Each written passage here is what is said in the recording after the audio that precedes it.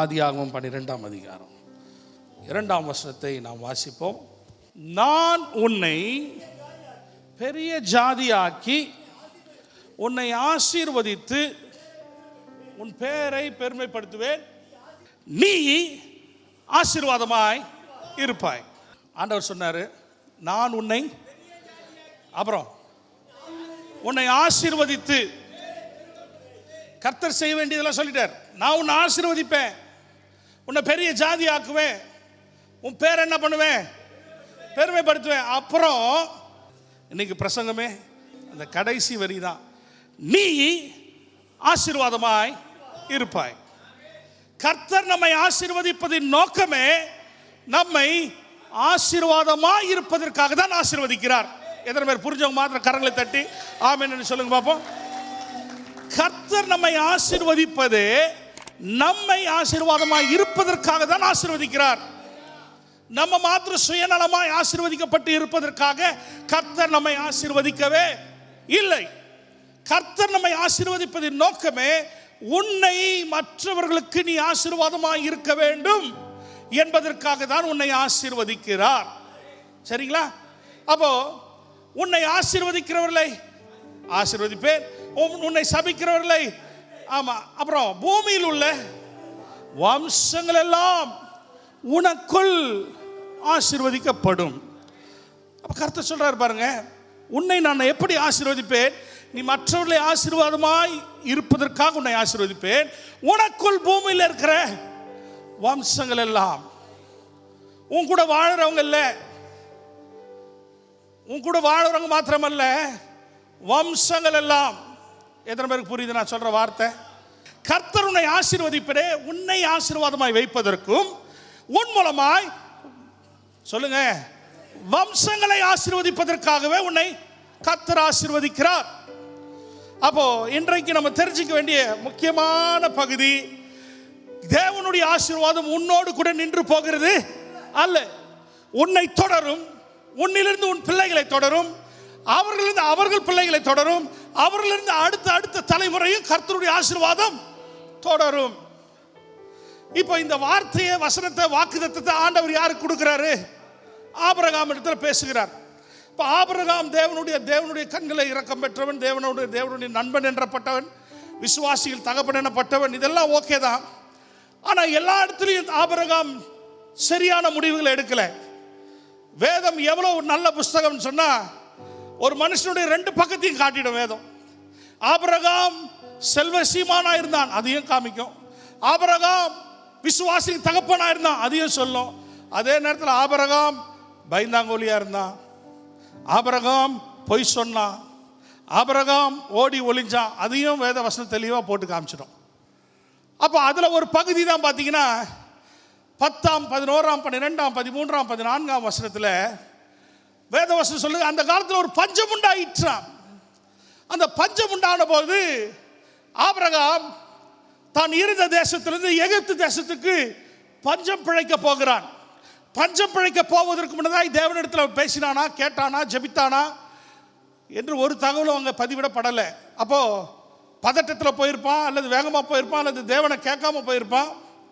போன இடத்துல என்ன நடந்துச்சுன்னா, அந்த எகிப்து தேசத்தின் பாரம்பரியப்படி யாரெல்லாம், எந்த பெண்கள் எல்லாம் அழகுள்ளவர்களாக இருக்கிறார்களோ, அல்லது எந்த பெண்களெல்லாம் திருமணமாகாத அழகுள்ளவர்களாக இருக்கிறார்களோ, அவர்களை பார்வோனுடைய அந்தப்புறத்துக்கு அழைத்து போய் விடுவார்கள். அப்போ ஆபிரகாமுடைய மனைவி யாரியா சாராலும் எகிப்துக்கு பஞ்சம் பிழைக்க போகிறாங்க. பஞ்சம் பிழைக்க போன இடத்துல ஆபிரகாம் உடைய மனைவி அழகாக இருப்பதை ஆபிரகாம் அறிந்து கொண்டு ஆபிரகாம் அவன் மனைவியின் இடத்துல சொல்லுகிறார், நீ பார்வைக்கு, ஐயா விட்டுட்டீங்களா அந்த வசனத்துக்கு, நீ பார்வைக்கு அழகுள்ள ஸ்திரீ என்று. எவ்வளோ பெரிய சர்டிஃபிகேட் பாருங்க பிரதர்.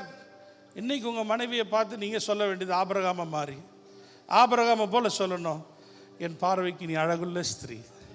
நீங்கள் சொல்லி பாருங்கள், நீ அழகாக இருக்கிறமான்னு சொல்லி பாருங்கள், உங்களுக்கு ஒரு பியூட்டி பார்லர் ஃபீஸ் மிச்சமாகும். மூஞ்ச பாரு, நீங்கள் சொல்கிறதால தான் அவங்க பியூட்டி பார்லர் போகிறாங்க. நீ இருக்கிற மாதிரி அழகாக இருக்கிறமான்னு சொல்லி பாருங்க, ஒரு 2500 3000 மிச்சமாகும் உங்களுக்கு. ஆபிரகாம் அதை தான் அழகாய் சொல்லியிருக்கார், நீ என் பார்வைக்கு அழகுள்ள ஸ்திரீ என்று அறிவேன் சொல்லிட்டு அடுத்தது விசுவாசிகள் தகப்பன் சொல்றார். என்ன சொல்றாரு பாருங்க, ஏம்மா இந்த ஊர் வழக்கப்படி அழகா இருக்கிற பெண்களை என்ன பண்ணுவானுங்க, கொண்டு போய் பார்வோனுடைய அந்தப்புறத்தில் கொண்டு போயிடுவானுங்க. அப்போ அந்தப்புறத்துக்கு கொண்டு போகும்போதே நீ என் மனைவின்னு தெரிஞ்சதுன்னா உன்னை கொண்டு போகிறது மாத்திரமில்லை, என்னை கொண்டுட்டு கொண்டு போவானுங்க உன்னை.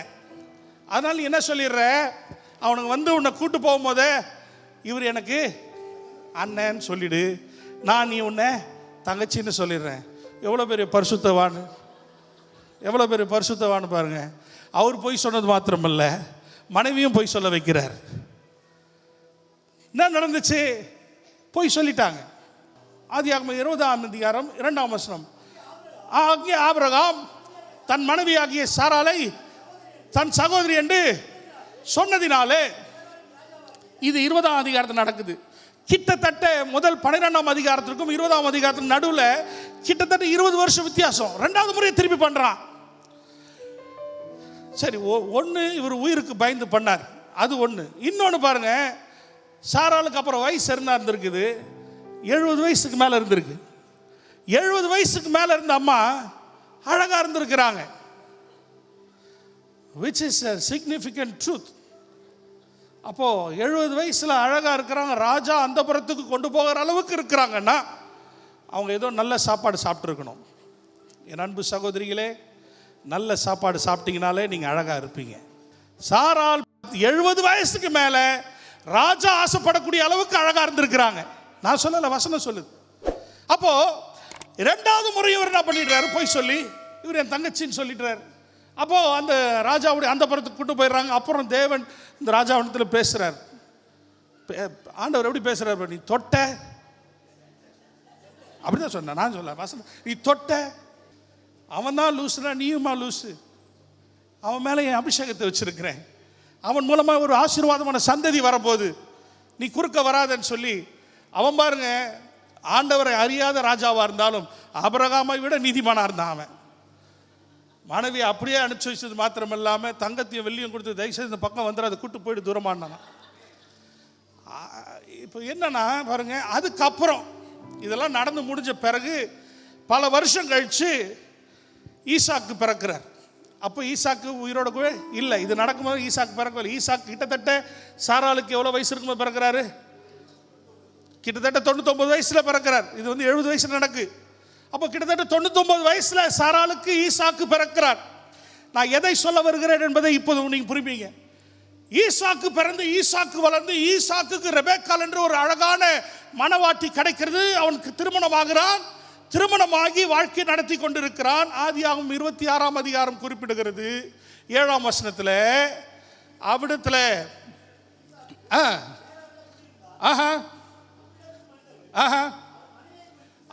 அவன் மனைவியை குறித்து விசாரித்த போது பாருங்க, அப்பா சொன்னதே சொன்னான். திருப்பி அப்பா 30 வருஷத்துக்கு முன்னாடி சொன்ன அதே டயலாக்க மகனும் சொல்கிறான். ஏன் சொல்கிறான் தெரியுமா?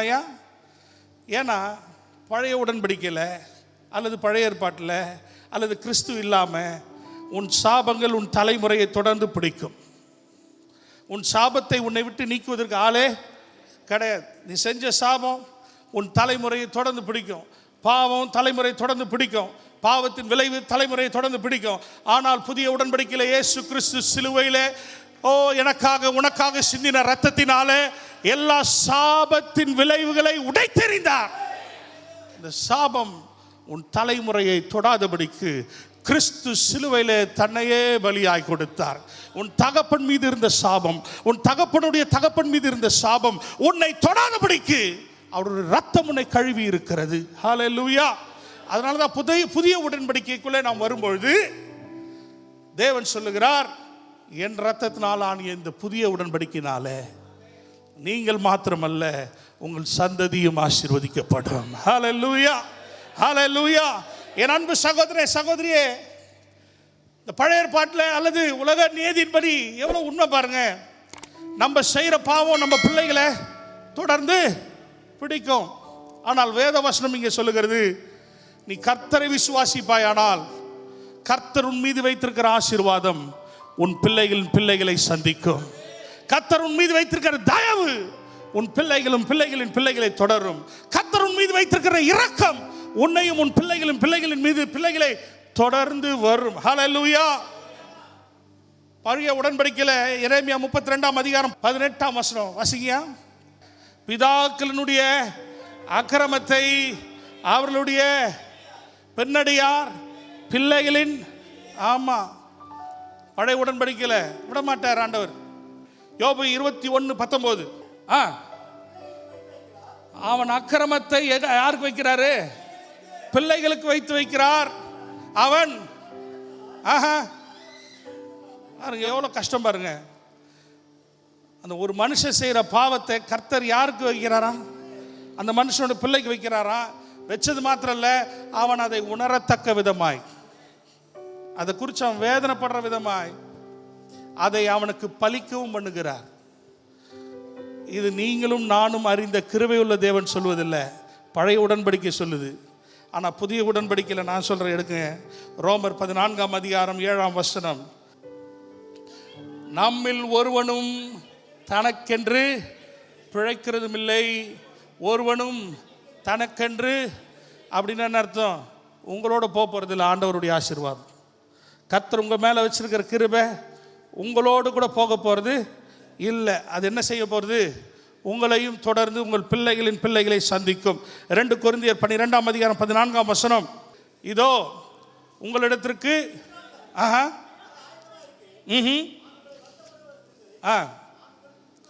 பெற்றோருக்கு பிள்ளைகள் அல்ல, பிள்ளைகளுக்கு பெற்றோர்களே பொக்கிஷங்களை. நல்லா புரிஞ்சுதா? பெற்றோருக்கு பிள்ளைகள் அல்ல, பிள்ளைகளுக்கு பெற்றோர்களே பொக்கிஷத்தை சேர்த்து வைக்கிறார்கள். அப்போ இன்னைக்கு நீங்கள் சேர்த்து வைக்க போகிற பொக்கிஷம் என்ன? தேவ கிருபை, தேவ தயவு, தேவன் கண்ணிலே நீங்கள் பெற்றுக்கொண்ட ஆசீர்வாதங்கள் உங்களை தொடர்ந்து உங்கள் பிள்ளைகளை பற்றி கொள்ள போகிறது, உங்கள் பிள்ளைகளை தொடர போகிறது. அதனால தான் சில பாவங்கள், சில பாவ பழக்கங்கள், சில அடிமைத்தனங்கள் உங்களை விடாமல் துரத்துதுன்னா அது உங்களை மாத்திரம் துரத்தலை, உங்கள் மூலமாக உங்கள் சந்ததி அழிக்கணும்னு துரத்துது. அதனால தான் நீங்கள் உறுதியாக நின்று நல்ல போராட்டத்தை போராடி ஜெயத்தை எடுக்கணும். ஏன்னா அந்த பாவம் உன்னை மாத்திரம் தொடரலை, உன்னை தொடர்ந்து உன் சந்ததியை கொண்டு போய் பிடிக்கணும், அழிக்கணும்னு தொடருது. கர்த்தருடைய நாமத்தை கொண்டு விசுவாசத்தினால அந்த பாவங்களை மேற்கொள்ளுங்க. It's a very serious matter I am talking today. ஏதோ ஒரு சின்ன பழக்கம்தான், ஏதோ ஒரு சின்ன ஒரு இட்ஸ் a habit அப்படின்னு நீங்கள் நினச்சிக்கிறீங்கள, அது உங்களோடு கூட போகாது பிரதர், உங்களோடு கூட போகாது சிஸ்டர். அது உங்களை தொடர்ந்து உங்கள் பிள்ளைகளை சீண்டும். உங்கள் பிள்ளைகளை சீண்டும் பொழுது அப்போ நீங்கள் யோசிச்சு பார்ப்பீங்க, அப்போ வேதனைப்படுவீங்க. அதனால தான் சொல்கிறேன், இன்றைக்கே பிசாசுக்கு எதிர்த்து நில்லு, இன்றைக்கே பாவங்களுக்கு எதிர்த்து நில்லு, இன்றைக்கே அருவருப்புகளுக்கு எதிர்த்து நில்லு. வேதத்தை பற்றிக்கொள். ஆமென். வேதத்தை பற்றிக்கொள். கர்த்தருடைய ஆசீர்வாதம் உன்னோடு கூட மாத்திரமல்ல, உன் பிள்ளைகளையும் கர்த்தர் தொடர்ந்து ஆசீர்வதிப்பார். ஓசியா 4 அதிகாரம் 6 வசனம் இப்படியாய் சொல்லுகிறது. ஓசியா 4 அதிகாரம் 6 வசனம். என் ஜனங்கள் அறிவில்லாமையினாலே சங்காரமாகிறார்கள், நீ அறிவை வெறுத்தாய், ஆகையால் நான் உன்னை வெறுத்து விடுவேன். இதுதான் ரொம்ப முக்கியமானது, இதை அண்டர்லைன் பண்ணிங்க. நீ உன் தேவனுடைய வேதத்தை மறந்தாய், ஆகையால் நானும் உன் பிள்ளைகளை. கஷ்டமா இல்லை? ரொம்ப ஈஸியாக சொல்லித்தரேன். நீங்கள் வேத வசனத்தை வாசிக்கிறத மறந்தீங்கன்னா, பைபிளுக்கு முதல் இடத்தை கொடுக்கலன்னா, பைபிள்ன்றது ஏதோ ஞாயிற்றுக்கிழமை எடுத்துகிட்டு போகிற புஸ்தகம், ஏதோ ஞாயிற்றுக்கிழமை எடுத்துகிட்டு போகிற லஞ்ச் பேக்கில் இருக்கிற ஒரு ஐட்டம் அப்படின்னு நீங்கள் நினச்சிங்கன்னா, அதுக்குள்ளேருந்து எதையும் கற்றுக்கொள்ள உங்களுக்கு விருப்பம் இல்லை என்றால், அந்த வேத வசனத்தை தியானிக்க உனக்கு நேரம் இல்லை என்றால், கடைசி வரிசை சொல்வது, உன் பிள்ளைகளை தேவன் மறந்து விடுவார். அப்படி நடக்கணுமா? இதெல்லாம் பழைய ஏற்பாட்டில் நான் எடுத்து சொல்லிட்டு இருக்கிறேன். புதிய ஏற்பாட்டில் தேவன் கிருபை உள்ளவராக இருக்கிறார். ஆனால் you have to understand, it's not a joke. வேதத்தை மறந்து விடாதே, வசனத்தை விட்டு விடாதே, வேத வசனத்துக்கு கீழ்ப்படியாமல் இருக்காதே. அது உனக்கு ஆசீர்வாதமாக இருக்கவே இருக்காது. ஆமென். நீ வேத வசனத்திற்கு கனப்படுத்தும் போது, வேத வசனத்திற்கு முக்கியத்துவம் கொடுக்கும்போது, நீ எதை செய்தாலும் இது தேவனுக்கு பிரியமாக இருக்குமா என்று நீ நிதானித்து பார்த்து செய்வாயானால் நிச்சயம் தேவனுடைய ஆசீர்வாதம் உன்னை மாத்திரமல்ல, உன்னை தொடர்ந்து உன் பிள்ளைகளையும் பிள்ளைகளின் பிள்ளைகளையும் கர்த்தர் சந்திப்பார். ஆமென். சங்கீதம் 103 சங்கீதம் 103 சங்கீதம் 17 வசனம் இப்படியே சொல்றது. எடுத்து வாசிங்க. கர்த்தருடைய கிருபையோ அவருக்கு பயந்தவர்கள் மீது, அவருடைய நீதி அவருடைய பிள்ளைகளின் பிள்ளைகள் மீதும் அனாதியாய் என்றென்றைக்கும் இருக்கும். எப்போ அனாதியாய் இருக்குமா? அவருக்கு பயப்படணும். பயப்படணும் நடுங்கிறத சொல்லலை, கர்த்தரை நேசிக்கணும், பரிசுத்த உணர்வு தேவனோடு கூட இருக்கணும். தேவனுக்கும் உங்களுடைய உறவுக்கும் தேவன் நடுவில் வேற யாருக்கும் எதற்கும் எப்பவுமே இடம் கொடுக்கக்கூடாது. அதை நீங்கள் ஜாக்கிரதையாக பார்த்துக் கொள்வீர்கள். நிச்சயம் தேவ ஆசீர்வாதம் உங்களை மாத்திரமல்ல, உங்கள் பிள்ளைகளின் பிள்ளைகளையும் கர்த்தர் சந்திப்பார். ஆமென். புதிய ஏற்பாட்டுக்கு வருவோம். லூக்கா 1:50 இப்படியே சொல்லுகிறது.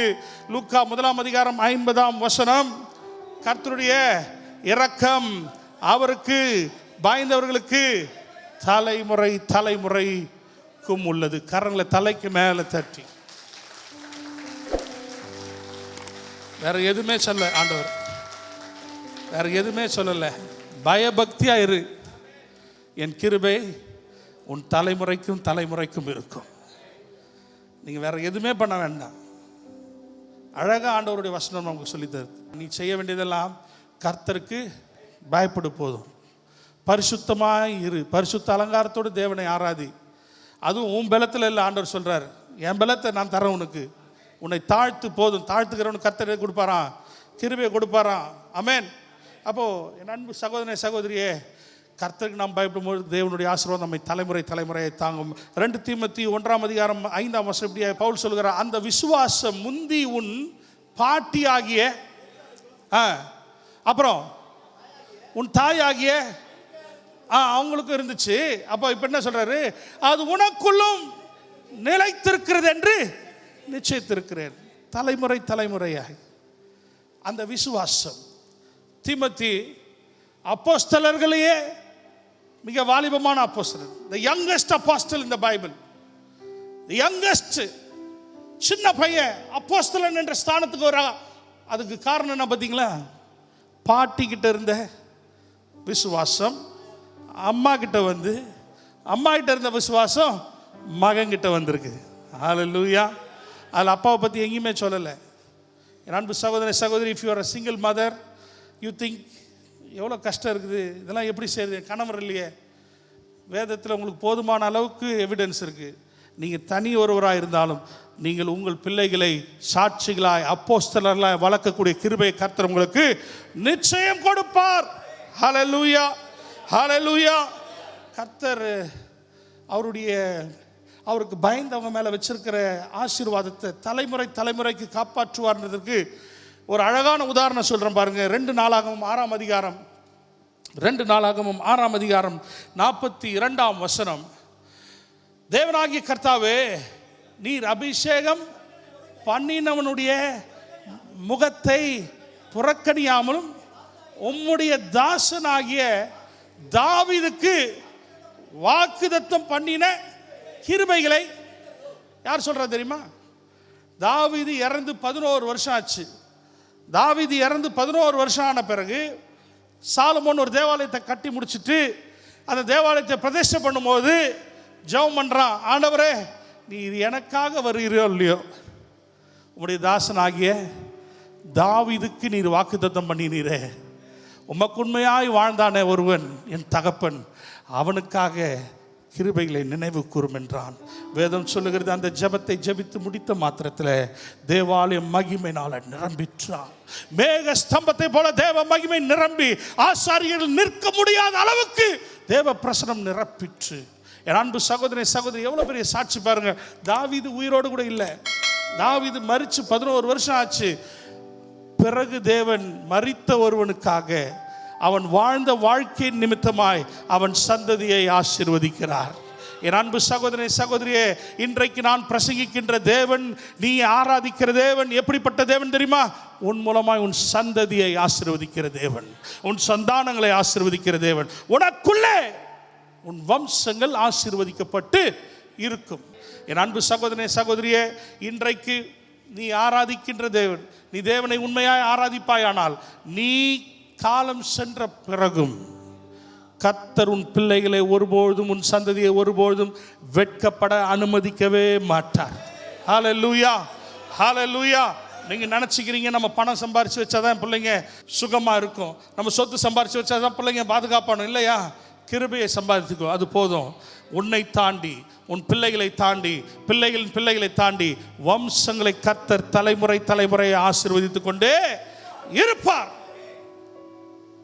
கிட்டத்தட்ட தாவீது இறந்து 300 வருஷத்துக்கு அப்புறம் எசேக்கியான்னு ஒரு ராஜா வரான் தாவீதின் வம்சத்தில். அந்த ராஜாவுக்கு எதிராக ஒரு சீட்டு வருகிறது, ஒரு தகவல் வருகிறது. நாளைக்கு நேரம் உங்கள் பட்டணத்தை சூறையாடுவோம், உங்கள் பட்டணத்தில் ஒருத்தன் உயிராக இருக்க மாட்டீங்க, உங்களை பட்டணத்தை எரிச்சு போடுவோம். அவன் சொல்கிறான். அப்போது எசேக்கியா ஜெபம் பண்ணுறான். 2 ராஜாக்கள் 19ஆம் அதிகாரம் 32ஆம் வசனம், வீட்டில் போய் வாசிச்சு பாருங்க. 2 ராஜாக்கள் 19ஆம் அதிகாரம் 32ஆம் வசனம். உன் தகப்பனாகிய தாவீதின் நிமித்தம் உன் எதிராளி சொன்ன ஒன்றையும் உன் மீது வாய்க்க பண்ண விடவே மாட்டேன். ஹல்லேலூயா. எதிராளி உன்னை மிரட்டினானே, உன்னை எரித்து விடுவேன் என்றானே, உன்னை கொன்று விடுவேன் என்றானே, உன்னை நிரகராதியாய் மாற்றுவேன் என்றானே, உன்னை அனாதையாய் விட்டு விடுவேன் என்று சொன்னானே, அது என் தாசனாகிய தாவீதின் நிமித்தம். அவன் கடந்து 300 ஆண்டுகள் ஆயிற்று, ஆனால் அவன் சந்ததியின் மீது நான் வைத்திருக்கிற வாக்குத்தத்தத்தின் நிமித்தம் உன் எதிராளியின் இஷ்டத்திற்கு உன்னை நான் விட மாட்டேன் என்று கர்த்தர் அவர்கள் பட்சத்தில் இருந்து ஜெயத்தை கொடுத்தார். ஹல்லேலூயா, ஹல்லேலூயா. என் அன்பு சகோதரனே சகோதரியே, நான் ஆராதிக்கிற தேவன், நான் பிரசங்கிக்கின்ற தேவன் உன்னை மாத்திரமல்ல உன் வம்சங்களை ஆசீர்வதிக்கிற தேவன். அப்படித்தானே சொன்னோம் வசனம்? நான் உன்னை ஆசீர்வதித்து உன்னை ஆசீர்வாதமாய் வைப்பேன். ஹல்லேலூயா. உனக்குள்ளே பூமியில் உள்ள வம்சங்கள் ஆசீர்வதிக்கப்பட்டிருக்கும். அப்படித்தானே? எடுத்துங்க வாசிங்க. நீதிமொழிகள் 13ஆம் அதிகாரம் 22ஆம் வசனம் கடைசியாய். நல்லவன் தன் பிள்ளைகளின் பிள்ளைகளுக்கு சுதந்திரம் வைத்து போகிறான். உங்களை குறித்து பேசுகிறேன். நீ நல்லவனாக இருப்பாயானால், கர்த்தருக்கு பயப்படுகிறவனாக இருப்பாயானால், உன் நிமித்தம் உன் பிள்ளைகளின் பிள்ளைகளுக்கு கர்த்தர் என்ன கொடுப்பாரு? விசுவாசிக்கிற மாத்திரம் கரங்களை தட்டி ஆமென் என்று சொல்லி, உன் நிமித்தம் உன்னிலே உன் சந்தானங்கள், உன் வம்சங்கள் ஆசீர்வதிக்கப்படும்.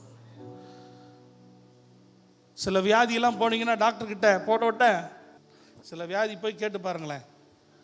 உங்கள் அப்பாவுக்கு இருந்துச்சா, உங்கள் அம்மாவுக்கு இருந்துச்சா, உங்கள் கணவருக்கு இருந்துச்சா, மனைவிக்கு இருந்துச்சா, குடும்பத்தில் இருந்துச்சான்னு. அவனுக்கு இருந்தால் எனக்கு என்ன வந்துச்சா? வரும்ல, விடாதுல்ல, தொடர்ந்து வரும்ல. சரீரத்தில் இருக்கிற ஒரு வியாதிக்கே தலைமுறையை தாண்டி வர தகுதி இருக்குமானால், சிலுவையிலே சிந்திய இயேசுவின் ரத்தம் உன்னை தாண்டி உன் பிள்ளைகளை, உன் பிள்ளைகளின் பிள்ளைகளை, வம்சங்களை கர்த்தர் நிச்சயம் ஆசீர்வதிப்பார்.